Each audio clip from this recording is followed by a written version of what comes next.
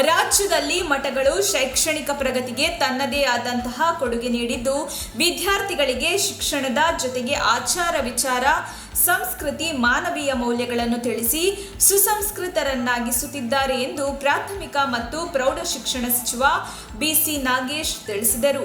ತಾಲೂಕಿನ ದಸರಿಘಟ್ಟದ ಆದಿಚುಂಚನಗಿರಿ ಶಾಖಾ ಮಠದ ಚೌಡೇಶ್ವರಿ ಪ್ರೌಢಶಾಲೆಯಲ್ಲಿ ಮಂಗಳವಾರ ಶಾರದಾ ಪೂಜೆ ಹಾಗೂ ಎಸ್ಎಸ್ಎಲ್ಸಿ ವಿದ್ಯಾರ್ಥಿಗಳಿಗೆ ಪರೀಕ್ಷಾ ಪ್ರವೇಶ ಪತ್ರ ವಿತರಣಾ ಕಾರ್ಯಕ್ರಮದಲ್ಲಿ ಭಾಗವಹಿಸಿ ಮಾತನಾಡಿದರು. ಇಂದಿನ ಸಮಾಜದಲ್ಲಿ ವಿದ್ಯಾರ್ಥಿಗಳಲ್ಲಿ ಮಾನವೀಯ ಮೌಲ್ಯಗಳು ಕಣ್ಮರೆಯಾಗುತ್ತಿದ್ದು, ಮಠಗಳಲ್ಲಿ ಶಿಕ್ಷಣ ಪಡೆದಂತಹ ವಿದ್ಯಾರ್ಥಿಗಳಲ್ಲಿ ಅನೇಕ ವಿಚಾರವಂತಿಕೆ ನಡೆಗಳು ಇರುವುದು ನಿಜಕ್ಕೂ ಶ್ಲಾಘನೀಯ ಕಾರ್ಯವಾಗಿದೆ. ಪ್ರತಿಯೊಬ್ಬ ವಿದ್ಯಾರ್ಥಿಗೂ ತನ್ನ ಶೈಕ್ಷಣಿಕ ಜೀವನದಲ್ಲಿ ಪರೀಕ್ಷೆಯು ಒಂದು ಯುದ್ಧದಂತಿದ್ದು, ಅದಕ್ಕೆ ಸಾಕಷ್ಟು ಪ್ರಯತ್ನವನ್ನು ಮಾಡಿದರೆ ಮಾತ್ರವೇ ಉತ್ತೀರ್ಣವಾಗಿ ಯುದ್ಧದಲ್ಲಿ ಗೆಲ್ಲಲು ಸಾಧ್ಯವಾಗುತ್ತದೆ. ಈ ನಿಟ್ಟಿನಲ್ಲಿ ವಿದ್ಯಾರ್ಥಿಗಳು ಇರುವ ಸಮಯವನ್ನು ಸದ್ಬಳಕೆ ಮಾಡಿಕೊಂಡು ಉತ್ತಮವಾದ ಅಂಕಗಳನ್ನು ತೆಗೆದುಕೊಳ್ಳಲು ಮುಂದಾಗಬೇಕು.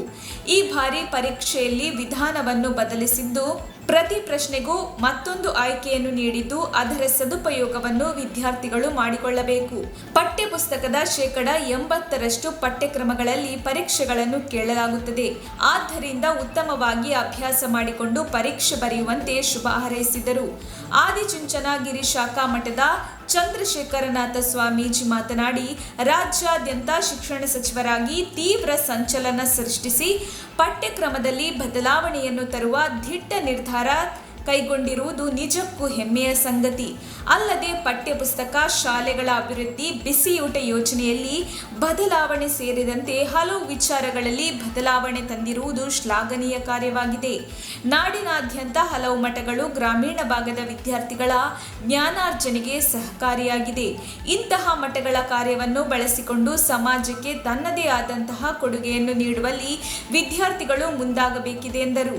ಈ ಸಂದರ್ಭದಲ್ಲಿ ನಗರಸಭೆಯ ಪೌರಾಯುಕ್ತ ಉಮಾಕಾಂತ್, ಶಾಲೆಯ ಮುಖ್ಯ ಶಿಕ್ಷಕಿ ಎಸ್ಆರ್ ನಿರ್ಮಲಾ, ಶಿಕ್ಷಕರಾದ H B Kumaraswamy, Rangaswamy T, Lakshmidevi, G Devapartha, M Manjunath, ಗ್ರಾಮ ಪಂಚಾಯತ್ ಸದಸ್ಯ ಶ್ರೀನಿವಾಸ್ ಸೇರಿದಂತೆ ಶಾಲಾ ಸಿಬ್ಬಂದಿ ವರ್ಗದವರು ಉಪಸ್ಥಿತರಿದ್ದರು.